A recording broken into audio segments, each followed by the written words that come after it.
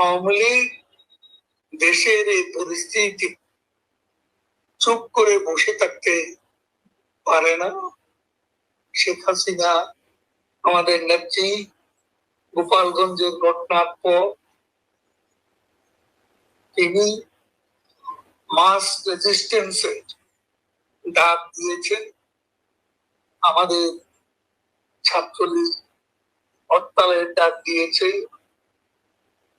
মানববন্ধন, কালো ব্যাজ ধারণ কর্মসূচি দিয়েছে এবং চূড়ান্ত লক্ষ্য, চূড়ান্ত পরিস্থিতি, চূড়ান্ত আন্দোলন আমরা লং মার্চ টু যমুনা এই কর্মসূচির প্রস্তুতি চলছে। এটাই হচ্ছে আমাদের চলমান এজেন্ডা। হ্যাঁ, বুঝতে পারছি। আজকে যে বাংলাদেশের যে অবস্থা আপনি নিশ্চয়ই ফলো করতেছেন, কি বলবেন এই অবস্থাকে?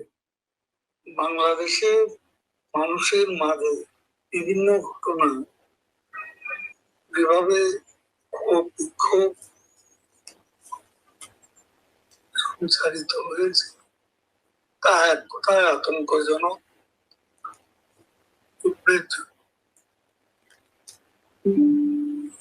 গোপালগঞ্জে নিজস্ব জনগণ এবং রাজনৈতিক কর্মীদের উপর সেনাবাহিনীর নির্বিচার পরিদর্শন গোটা জাতিকে হতবাক করে দিয়েছে। এদিকে বিমান বাহিনী জেট ফাইটার বিধ্বস্ত হয়ে মাইলস্টোন স্কুল এবং কলেজে যে ট্র্যাজেডি সৃষ্টি করেছে, এখানে যারা নিহত আহত এর বেশিরভাগই অবুঝ পড়ুয়া শিশুরা। এই মৃত্যুর হার প্রতিদিনই বাড়ছে। প্রকৃত মৃত্যুর সংখ্যা এখনো পরিষ্কার নয়। অভিজ্ঞ মহলের মতে এবং অভিভাবকদের ভাষ্য অনুযায়ী অনেক শিশু এখনো নিখোঁজ। যারা মারাত্মকভাবে আহত তাদের চিকিৎসা ঠিক মতো চলছে না। রক্তদানের ব্যাপারটিকে তাদের গোষ্ঠীকরণ করে দিয়েছে। আমাদের ছাত্রলীগের এবং অন্যান্য সহযোগী সংগঠনের নেতা কর্মীরা রক্ত দিতে গিয়েও অনেকে ব্যর্থ হয়েছে। এটা অত্যন্ত দুর্ভাগ্যজনক। আজকে যে burn unit, Sheikh Hasina burn unit Dhaka medical কলেজে একটা আধুনিক চিকিৎসা ব্যবস্থা বার্ন দিয়েছে। সেখানকার সবকিছু ডাক্তারদের জেলে পাঠিয়ে ডাক্তারদের ট্রান্সফার করে সে বার্ন ইউনিটের স্বাভাবিক কার্যক্রম ব্যাহত করা হয়েছে। আজকে দেশের চিকিৎসা ব্যবস্থাটাই ভেঙে পড়েছে। এই অবস্থায় আজ সচিবালয়েও বিক্ষোভ হচ্ছে। মানুষের মনে খুব অসন্তোষ,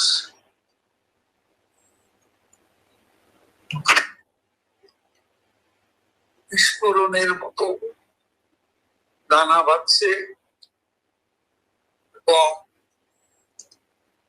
একটা অনিশ্চিত আতঙ্কজনক পরিস্থিতির মুখে সারা দেশ, যেখানে সেখানে মব ভায়োলেন্স চলছে, কারো জীবনে নিরাপত্তা নেই, ঘর বাড়িতে অনধিকার প্রবেশে অনেক পরিবারকে নিঃস্ব করে দেওয়া হচ্ছে, যেখানে সেখানে লুটপাট হচ্ছে, যত্রতত্র মানুষ খুন হচ্ছে, নারীরা সন্ধ্যার পর ঘর থেকে বেরোয়ার সাহস পাচ্ছে না। এর সীমাহীন আতঙ্ক, উদ্বেগের বাংলাদেশ। এই পরিস্থিতি অত্যন্ত বিস্ময়ের বিষয়। যে পরিস্থিতি জনগণ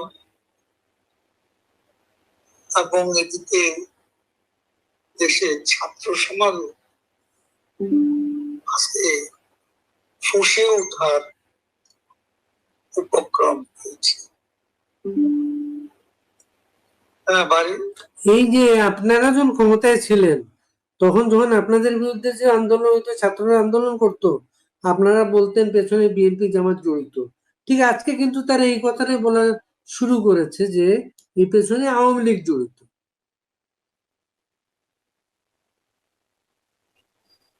আওয়ামী লীগকে তো তারা কোথাও দাঁড়াতে দিচ্ছে। আওয়ামী লীগ পরিচয়ের লোকেরা রক্ত পর্যন্ত দিতে পারছে। প্রতিনিয়তই ঢাকা সিটি সহ সারা বাংলাদেশে একটা মব ভায়োলেন্স, মবক্রেসি কায়েম করা হয়েছে। ইউনুসের সেই তার পেটুয়া বাহিনী, এরা সারা দেশে এক নৈরাজ্য, অরাজকতার সৃষ্টি করেছে। আওয়ামী লীগের নেতা কর্মীরা আজকে দলের যে কর্মসূচি, সেই কর্মসূচি তারা পালন করছে শান্তিপূর্ণ, কোন প্রকার অশান্তির সৃষ্টি করে আওয়ামী লীগ আন্দোলন করছে না।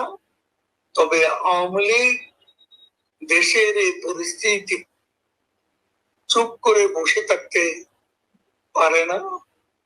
শেখ হাসিনা আমাদের নেত্রী গোপালগঞ্জের ঘটনার পর তিনি মাস রেজিস্ট্যান্সের ডাক দিয়েছেন। আমাদের ছাত্রলীগ হরতালের ডাক দিয়েছে, মানববন্ধন, কালো ব্যাজ ধারণ কর্মসূচি দিয়েছে এবং চূড়ান্ত লক্ষ্য, চূড়ান্ত পরিস্থিতি, চূড়ান্ত আন্দোলন আমরা লং মার্চ টু যমুনা, এই কর্মসূচির প্রস্তুতি চলছে। এটাই হচ্ছে আমাদের চলমান এজেন্ডা। তো আপনি বলতে যাচ্ছেন এই যে ছাত্রদের যে আন্দোলন চলছে, এটার পিছনে আপনাদের কোনো ভূমিকা নাই? না, আমরা ভূমিকা রাখবো কেন? ছাত্র সমাজ আজকে পরপরটি ঘটনা এবং বিশেষ করে উত্তরার ঘটনা সারা দেশের ছাত্র সমাজকে বিক্ষুব্ধ করেছে। এই বিক্ষোভ থেকে একটা বিস্ফোরণ হওয়ার সম্ভাবনা উড়িয়ে দেওয়া যায়। ওই স্কুলে গিয়ে দুজন উপদেষ্টা অবরুদ্ধ হয়ে পড়েছিল। ছাত্রদের যে আন্দোলনের যৌক্তিক দাবির সাথে আমরা সহমত পোষণ করি। স্কুলে গিয়ে দুজন উপদেষ্টা আটকা পড়েছিলেন, অবরুদ্ধ হয়ে গিয়েছিলেন, প্রেস সচিব সহ তাদের পদত্যাগ দাবি করা হয়েছে, কিন্তু সরকার সচিবালয়ে বল প্রয়োগ করেছে এবং শিক্ষা সচিবকে সম্ভবত তার পদ থেকে সরিয়ে দিয়েছে। উপদেষ্টা বিষয়টা তাই এড়িয়ে গিয়েছে তারা। এই স্টাইল গুলো কি আপনাদের স্টাইল? এই যে আন্দোলনকে দমন করার জন্য যে নিপীড়ন চলছে, যেটা এগুলা কি আপনাদের? নিপীড়ন তো এটা প্রতিদিনই চলছে। দমন নিপীড়ন চলছে। আজকে ব্যর্থ সরকার তাদের ব্যর্থতার দায় থেকে নিজেদের সরাতে দমন নিপীড়নের পথ বেছে নিয়েছে, এটাই আমরা লক্ষ্য করছি। মানে এই আন্দোলনটাকে আপনার স্বতঃস্ফূর্ত আন্দোলন বলছেন? আপনাদের কোনো ইন্ধন ছাড়াই ছাত্ররা স্বতঃস্ফূর্ত ভাবে আন্দোলনটা গড়ে তুলেছে, এটাই বলতে চাচ্ছেন আপনি? আমরা কোনো ইন্ধন দিই, আমরা তাদের যৌক্তিক দাবিগুলো সমর্থন করি। আজকে একটা স্লোগান আমরা শুনেছি, 1 বছর যায় না এই সরকারের, স্লোগানটা ছিল 1 2 3 4 ইউনূসের পদত্যাগ, ইউনূস তুই গদি ছাড়। এত তাড়াতাড়ি এই স্লোগানটা? আমাদের দাবি ইউনূস গদি ছাড়, এই দাবি তো আমরা শুরু থেকে করে আসছি। এই দাবির সাথে তো আমরা সহমত পোষণ। ব্যর্থ সরকার পদত্যাগ করাই তো সম্ভব। ঠিক আছে, থ্যাংক ইউ ওবায়দুল কাদের ভাই, আপনি ভালো থাকবেন।